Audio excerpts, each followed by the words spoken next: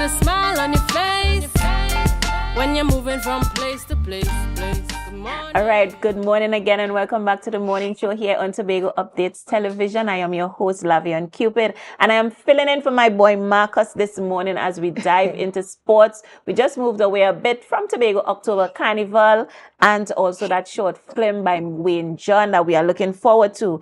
We are diving into the Secondary School Football League, and this morning I'm speaking to Syandene Blackman, the Vice President of the Secondary School Football League. Good morning, Ms. Blackman. Hi, good morning to you, Lavion. Good morning to Tobago. As Lavion would have said, my name is Ms. Syandene Blackman-Walsh. I am the second vice president of the Secondary Schools Football League, so that's nationally. And I'm also the Tobago Zone secretary and treasurer of the Tobago Zone Secondary Schools Football League. Right, nice. You're very busy there. Very busy. Very busy. All right. So we're talking about the league, and we know that the season has already started.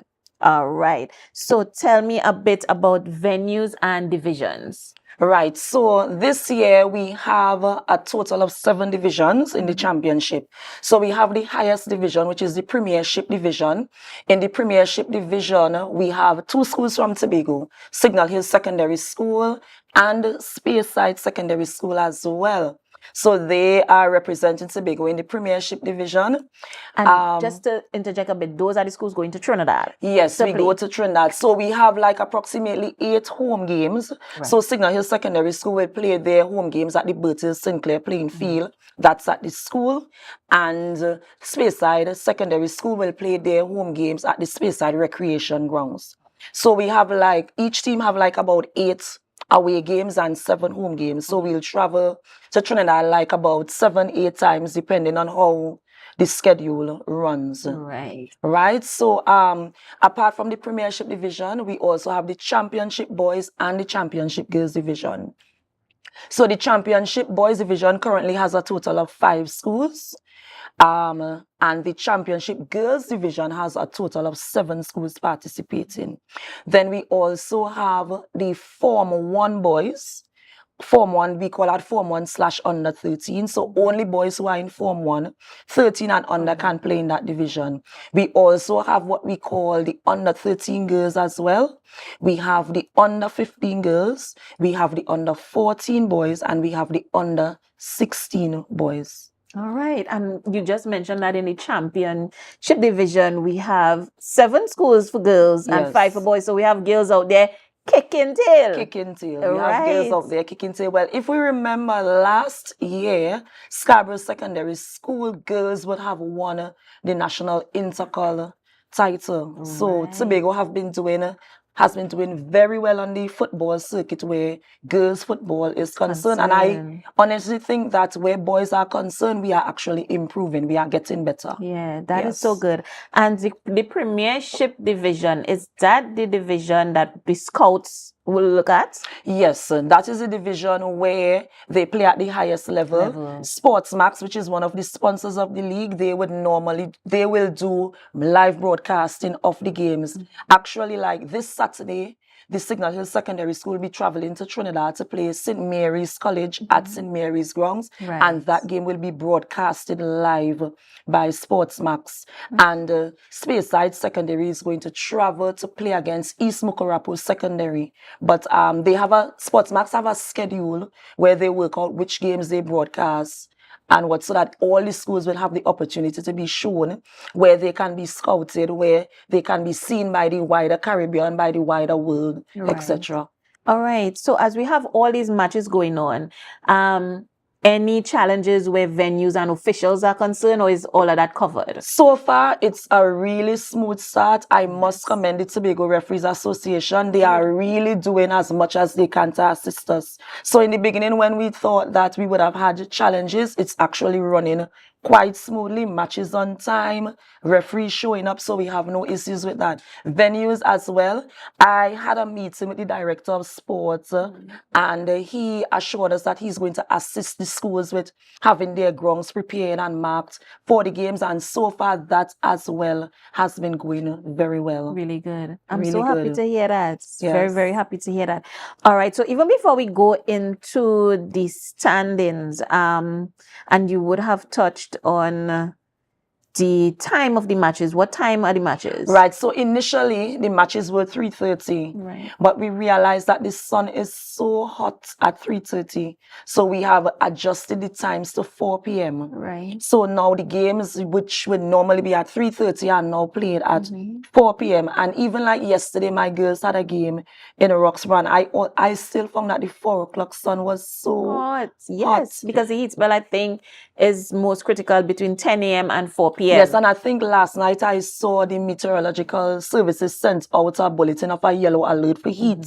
So we're trying our best as much as possible to keep our Them student hydrated athletes and keep them- hydrated and yes. keep them safe under this gruesome weather. It's really, really hot. It is tough out there. Oh my goodness. All right. So we're going straight into the results and standings for the championship girls.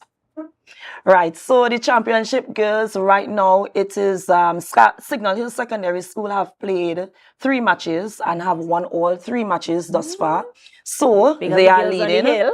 They are leading now. Yeah. Followed closely by Bishop's High School, Right. who played 3 matches as well. They lost 1 game yesterday to Scarborough Secondary Girls with a goal scored by Jilisha Alexander. Nice. Then we have following close behind is Speyside Secondary School, who is also on 6 points. They have played 3 games as well.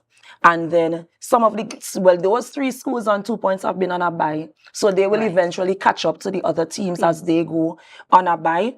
So yesterday, the biggest scoring match yesterday was Signal Hill versus Roxborough Secondary, where the score of that game was 9-1, where we had a hat-trick by Leah Marie Balfour. And then we had the other members of the team like Alia Batiste, Kelicia Taylor, Tikaya Dennis, Kimonique Spencer. We had all these persons contributing as well. All right. And then we have the championship boys.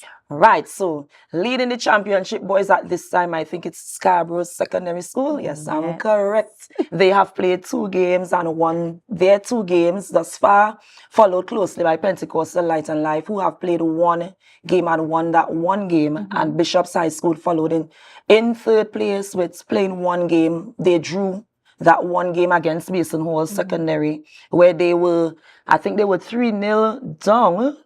And they came back and scored 3 goals to level the score. Yes. What? So that was an exciting Yeah, I was not going to say exciting game. Everybody would have been up in arms. Up It in would- arms. yeah, it So, would have been like I great. always say, the secondary schools football league is the most exciting football league in the country right now. I agree. It is. I definitely agree. And I mean, even parents are out there, Even supporting. parents supporting. You know, I forgot to mention Premiership Division in terms of players. Right. Yes. Speyside has 2 players, Cheyenne George and Rikelme Phillips, who are doing very well. Very well. Congratulations, Yes, boys. Keep and persevering. Signal Hill has Kyle James, who recently came over from Scarborough into our 6th form program. Kyle is one of the top leading goal scorers in the entire league. He has, I think, is 4 or 5 goals. 5 goals. He has 5 kudos goals. going out He to scored a Kyle and hat-trick his in the parents. first game. The second game he scored, and then he scored again in the last game on Wednesday. So he's one of the leading scorers nationally on SSFL circuit right now. So we are doing fine. Yes. We are doing fine overall. Signal Hill is at 8th position out of 16. Right. Having played 3 games, winning 2. Lost 1 game over the weekend.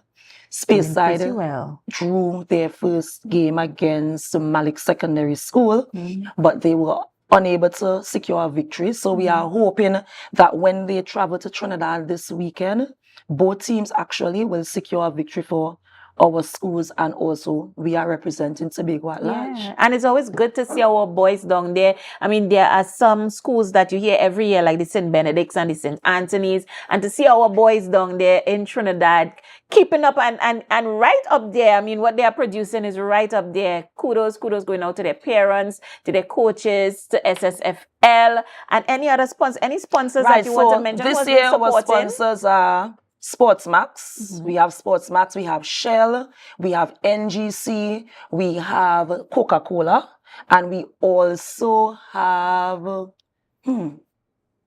First Citizens. So those are the sponsors. And I will also like to say a special thank you to the Division of Education. They are assisting the schools very well with regards to finances to travel to Trinidad. So they are doing a marvelous job. So thank you very much to the Division of Education. Yes. We are rallying around you, and we ask for your continued support.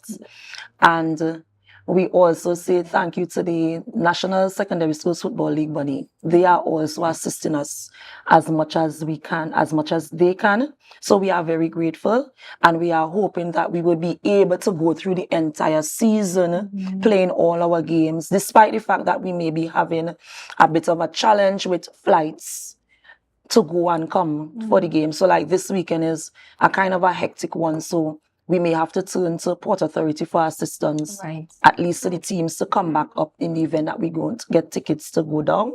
But we'll see how it goes. We do it one game at a time, see how it goes. Yeah, but the collaboration and the camaraderie has been there, and the support. Yes, all of that is there. Collaboration, camaraderie.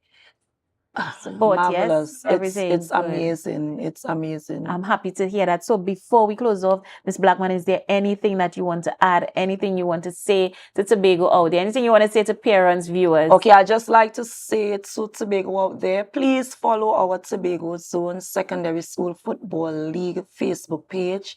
It gives you all the information as to what is happening in the league right now. I'd like to say thank you to all the sponsors. Thank you to all the principals. Thank you to all the hard-working teachers out there. Because if I tell you my schedule, wow. Yesterday, I went to Trinidad with my team. On Wednesday, I came back Wednesday night. Then I had to travel to Roxborough with my girls. Yesterday, then I have to go back down Saturday with my boys. So it's right. So to all the hardworking teachers out there, keep up the good work. The league would not be successful without your input. Thank you to the referees for providing such excellent referee services. We do appreciate it. Thank you to, as I said before, the Division of Education, the Division of Sport. Thank you to the parents, all the supporters. And we are just asking you all, these students, these young student athletes are the future of football in our country, and they need our support. So we need to come out as much as possible to games and support them. All right, Ms. Blackman, thank you so much for joining us this morning. Viewers, so we were speaking to Ms. Blackman, there, the Vice President for the Secondary School Football League, encouraging you all to go out there and support. The game start at 3:30.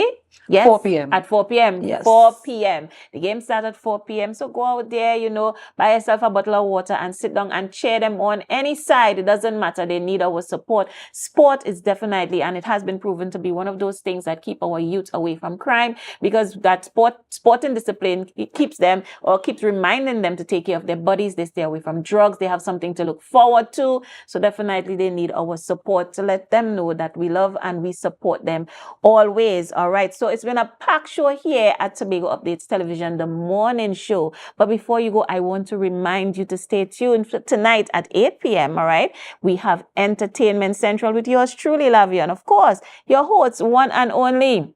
And I also want to remind you, if you are going to be on the road this Tobago October Carnival 2024, you definitely want to be on the road with Fog Angels Mass, but not only just Fog Angels Mass, but the Pina Colada section, all right? That is the section I will be jumping with that beautiful white costume, unmelanated skin, chipping down the road with the ocean right next to us. Beautiful music in the air. It is going to be vibes after vibes after vibes as we titivate ourselves going down the road. I am looking forward to it. And if you are thinking about what fete you're going to be going to, listen to me. I am confused. I know you are confused. I am confused because so many great fetes. But if you are looking for a premium all-inclusive fete, Nirvana at the Magdalena Grand. We're talking Kes de Ban. Ladies, are you ready to get dolled up? Look gorgeous and go out there and, you know, take that nice little, you know, that bougie wine that we do, because it's going to be Kes de Ban and we are going to be having so much fun. I am looking forward to Tobago October Carnival, all right? I want to thank you so much again for joining us and for always choosing the morning show here on Tobago Updates Television. And as always, it is my pleasure to be your host. But don't go anywhere. We go over to Tobago Notes and then we join Natalia this morning for Good Morning Tobago GMT, all right? So remember to share the live, share the live, share the live.